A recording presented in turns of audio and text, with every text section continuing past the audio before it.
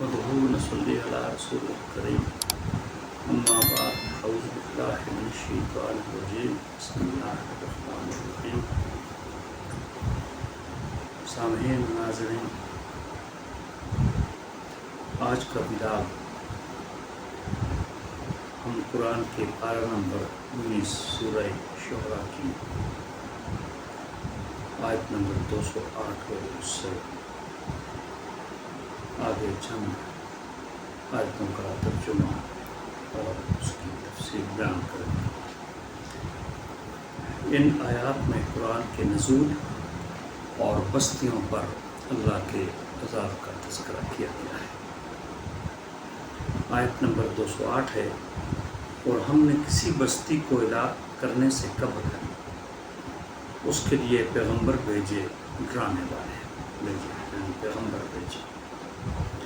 آیت نمبر 209 ہے، تاکہ وہ نصیحت کرے، اور ہم ایسے تو نہیں ہیں کہ ظلم کریں، یعنی ہم بغیر وارننگ کے، بغیر پیغمبر بھیجنے کے کسی قوم کو کچھ پتہ ہی نہ ہو اور پھر ان پر ظلم اللہ تعالیٰ نہیں کرتے، ان کو تباہ نہیں کرتے، بلکہ پہلے وارن کرتے ہیں، اور وہ لمبے عرصے بعد اگر وہ نہیں مانتے پیغمبروں کی بات تو پھر اس کے بعد جس طرح پیغمبر دعا کرتے ہیں اسی طرح کر دیتے ہیں۔ آیت نمبر 210، اور اس قرآن کو شیاطین لے کر نہیں اترے، یعنی جس طرح کفار کہتے تھے، کفار مکہ، کہ یا یہ ساحر ہے یا شیاطین ہیں ان کے ساتھ، قرآن کو لکھواتے ہیں اور پڑھاتے ہیں۔ آیت نمبر 211 ہے، نہ یہ قرآن ان کے مطلب کا ہے اور نہ وہ ایسا کر سکتے ہیں۔ شیاطین کے نہ مطلب کا ہے اور نہ ہی وہ ان کو ایسا کرنے کی جرت ہے کہ وہ اللہ کا نام لے کر اتنا، اللہ کے نام کو اتنے غلط طریقے سے یوز کریں۔ آیت نمبر 212 ہے، انہیں تو وہی سننے سے بھی روک دیا گیا ہے، یعنی شیاطین کو ایک حد تک اوپر جانے، اس سے آگے وہ جا ہی نہیں سکتے، ان کے پیچھے ہم انگارے چھوڑ دیتے ہیں قرآن الفاظ، یعنی شعیب صاحب تو آپ نے سنا ہوگا نا، تو ایسی ہم ان کے پیچھے آگ چھوڑ دیتے ہیں کہ وہ جرت نہیں کر سکتے آگے جانے کی۔ آیت نمبر 213 ہے، لہٰذا اللہ کے ساتھ کوئی معبود نہ مانو کہ تم بھی انہی لوگوں میں شامل ہو جاؤ جنہیں عذاب ہوگا۔ آیت نمبر 214 ہے، اور اے پیغمبر تم اپنے قریب ترین خاندان کو خبردار کر دو، قریب ترین، جس طرح پیغمبر محمد صلی اللہ علیہ وسلم کو فرمایا گیا کہ قریب اپنے خاندان کے قریبی لوگوں سے بات کرو اسلام کی، تو انہوں نے پہلے اپنے گھر کے لوگوں میں، یعنی حضرت علی، حضرت خدیجہ، اور آپ کے جو جاہلیت کے زمانے میں منہ بولے بیٹے صحابی کے حضرت زید رضی اللہ عنہ کی، ان کی اور حضرت علی کی بڑی کم عمر تھی، اور حضرت ابوبکر، یہ اسلام دے پھر کا قریب ترین لوگوں کو، یعنی خاندان عبد المطلب کو اس کی دعوت۔ آیت نمبر 15 ہے، جو مومن تمہارے پیچھے چلیں ان کے لیے انکساری کے ساتھ اپنی شفقت کا بازو چکا دو۔ آیت نمبر 216، پھر اگر وہ نافرمانی کریں کہ کہہ دو کہ جو کچھ تم کر رہے ہو اس سے میرا کوئی تعلق نہیں، یعنی میں تم پر داروغہ بار بار آیا قرآن میں مقرر کر کے، چوکیدار مقرر کر کے نہیں بھیجا گیا، میرا کام تو صرف تمہیں ڈر سنانا ہے اور خوشخبری دینا ہے۔ لِيُنذِرَ مَنْ كَانَ حَيًّا وَيُحِقَّ الْقَوْلَ عَلَى الْكَافِرِينَ، باقی میرا کوئی تعلق نہیں، اگر تم اسے سن لو گے، عمل کرو گے تو اپنی فلاح ہوگی، اور نہیں کرو گے تو اپنی نقصان۔ آیت نمبر 216، پھر اگر وہ نافرمانی کریں تو کہہ دو جو کچھ تم کر رہے ہو اس سے میرا کوئی تعلق نہیں۔ آیت نمبر 217، اور اس اللہ پر بھروسہ رکھو جو بڑا اقتدار والا اور بہت مہربان ہے۔ آیت نمبر 220، کیا میں تمہیں بتا دوں کہ شیاطین کن لوگوں پر اترتے ہیں؟ اور آیت نمبر 221، وہ ہر ایسے شخص پر اترتے ہیں جو پرلے درجے کا جھوٹا اور گناہ گار ہے، یعنی وہ پیغمبروں پر شیاطین نہیں اتر سکتے، جو پرلے درجے کا جھوٹا ہو، منافق ہو، گناہ گار ہو، تو اس پر شیطان ان کی ہیلپ کرتے ہیں۔ شیطانوں کا پیغمبروں کے ساتھ کیا تعلق؟ شیطان نے تو جو اللہ سے بھی وعدہ لیا تھا کہ میں ان لوگوں کو قیامت تک، یعنی یوم یبعثون کو اس نے وعدہ دیا کہ آپ مجھے مہلت دیں، رب انظرنی الی یوم یبعثون۔ تو اللہ نے کہا کہ ٹھیک ہے، تمہیں قیامت تک مہلت ہے، وَإِنَّكُم مِّنَ الْمُنظَرِينَ۔ تو اس نے پھر کہا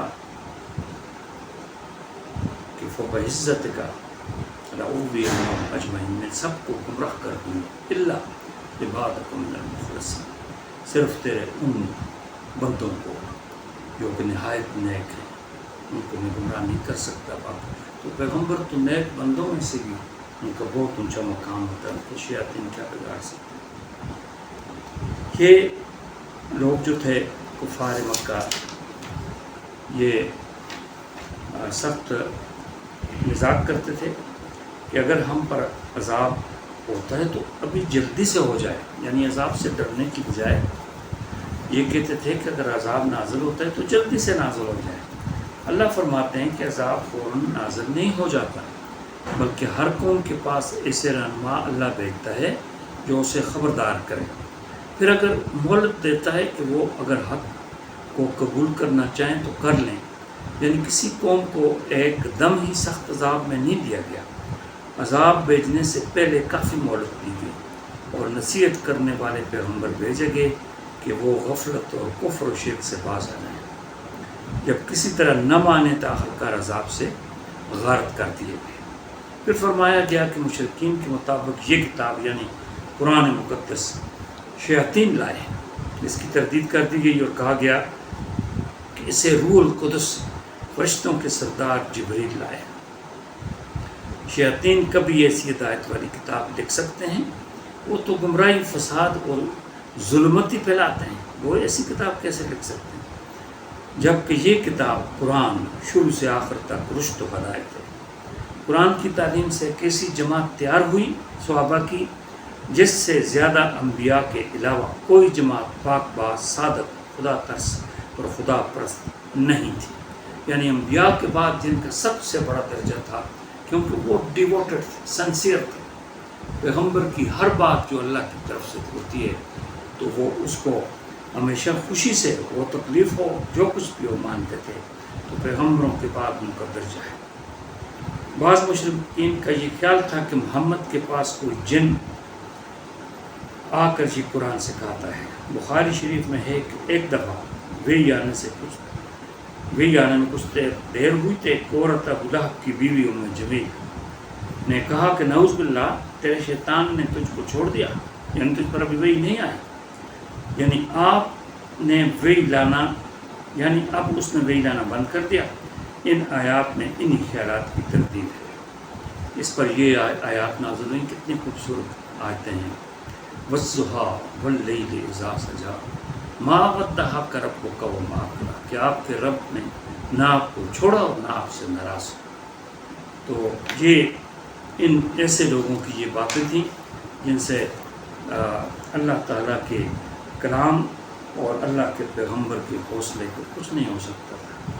نزول قرآن کے زمانے میں قدرت ایسے پیرے بٹھا دی تھی کہ شیاطین پاس پہ نہیں پٹک سکتے تھے، یعنی قرآن کے اترنے میں شیاطین کا کوئی عمل دخل ہی نہیں ہو سکتا۔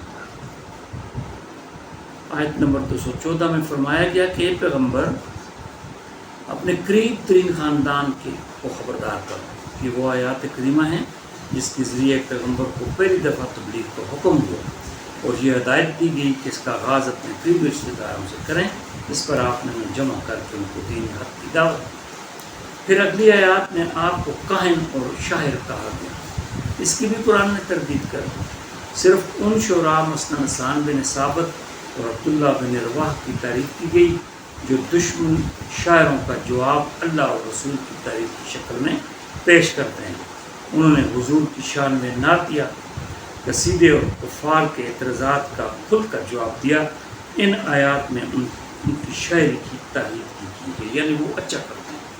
تو ایسے فضول کے جو شعراء ہوتے ہیں تو پیغمبر کا ان کے ساتھ کیا موازنہ ہوتا ہے۔ تو یہ ولاگ ہم یہیں پر ختم کرتے ہیں۔ امید ہو یہ آپ کو پسند آئے گا. اگر پسند آئے تو اسے سبسکرائب کرنا. امتیاز صاحب